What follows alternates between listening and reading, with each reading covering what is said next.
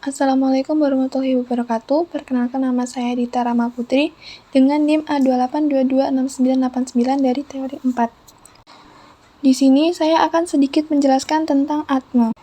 Berikut adalah kisah perjalanan obat dalam tubuh hingga berkhasiat menyembuhkan penyakit. Obat akan menemukan jalan menuju site of action, tempat mereka seharusnya berada di dalam tubuh. Ratusan peristiwa akan terjadi di sepanjang jalannya. Seketika sampai di tempat yang dituju akan membawa reseptor senyawa obatnya, dan obat-obatan akan bekerja, baik menutupi gejala seperti hidung tersumbat atau memperbaiki masalah seperti infeksi bakteri. Atma meliputi absorpsi, distribusi, metabolisme, dan ekresi. Yang pertama adalah absorpsi. Tahap pertama adalah penyerapan. Obat-obatan bisa masuk dalam tubuh dalam berbagai cara, dan mereka diserap ketika mereka melakukan perjalanan dari berbagai rute pemberian atau administrasi ke dalam sirkulasi tubuh. Beberapa cara yang paling umum seperti melalui mulut atau oral, contohnya menelan tablet aspirin, kemudian intramuskular, contohnya mendapatkan vaksinasi flu dalam otot lengan, kemudian subkutan, contohnya suntik insulin tepat di bawah kulit, kemudian intravena, contohnya menerima kemoterapi melalui pembuluh darah, atau transdermal, contohnya memakai pek kulit. Obat menghadapi rintangan terbesarnya selama penyerapan. Ketika obat diminum, maka akan diantarkan melalui saluran pencernaan dan diabsorpsi melalui pembuluh darah khusus menuju ke hati, di mana sejumlah besar obat dapat dihancurkan oleh enzim metabolik pada apa yang disebut lintas pertama obat atau first phase effect.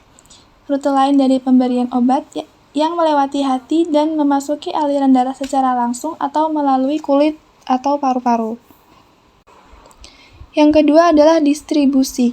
Setelah obat diserap, tahap berikutnya adalah distribusi. Pada umumnya, aliran darah akan membawa obat-obatan ke seluruh tubuh. Selama langkah ini, efek samping dapat terjadi ketika obat memiliki efek dalam organ selain organ target. Untuk pereda nyeri, organ sasaran mungkin otot sakit di kaki, namun iritasi lambung bisa menjadi efek samping. Banyak faktor yang mempengaruhi distribusi, seperti kehadiran molekul protein dan lemak dalam darah yang dapat menempatkan molekul obat terikat untuk membawa ke tempat yang dituju. Obat yang ditargetkan menuju sistem syaraf, yaitu otak dan sumsum tulang belakang, akan menghadapi rintangan besar, yakni blokade yang hampir tak tertembus disebut penghalang darah atau otak. Blokade ini dibangun khusus berbentuk kapiler berlapis yang bersama-sama untuk melindungi otak dari zat-zat berbahaya seperti racun atau virus. Namun, ahli farmasi telah merancang berbagai cara untuk menyelinap beberapa obat melewati penghalang ini. Kemudian yang keempat adalah metabolisme. Setelah obat telah didistribusikan ke seluruh tubuh dan telah melakukan tugasnya, obat akan pecah atau dimetabolisme. Penguraian dari molekul obat biasanya melibatkan dua langkah yang terjadi sebagian besar di pabrik pengolahan kimia tubuh, yakni hati.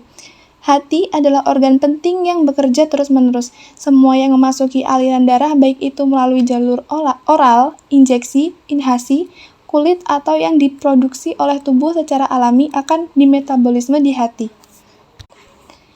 Pada biotransformasi yang terjadi di hati dilakukan oleh protein dan enzim.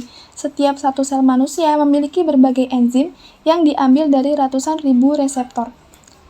Masing-masing enzim mengkhususkan diri dalam pekerjaan tertentu. Beberapa mampu memecah molekul obat, sementara yang lain menghubungkan molekul kecil menjadi rantai panjang. Reaksi dengan obat membuat suatu substansi yang lebih mudah untuk dibuang melalui urin. Tidak heran minum obat tertentu maka warna urin akan berubah. Yang terakhir adalah ekskresi. Banyak produk dari hasil pemecahan enzimatik yang biasa disebut metabolit, biasanya merupakan senyawa yang kurang aktif dari molekul asli obatnya. Untuk alasan ini, para ilmuwan menyebut hati sebagai organ detoksifikasi. Kadang-kadang, metabolisme obat yang dihasilkan dapat memiliki kegiatan kimia mereka sendiri, bahkan memiliki kekuatan serupa dari obat aslinya, maka meresepkan obat-obat tertentu, dokter harus memperhitungkan efek samping ini. Setelah enzim hati menyesuaikan pekerjaannya dalam membuat metabolit obat, selanjutnya akan mengalami tahap akhir waktu dalam tubuh, yakni ekskresi di mana akan dikeluarkan melalui urin atau fases, terkadang melalui keringat, namun bisa juga melalui ASI. Sekian sedikit penjelasan saya tentang asma. Wassalamualaikum warahmatullahi wabarakatuh.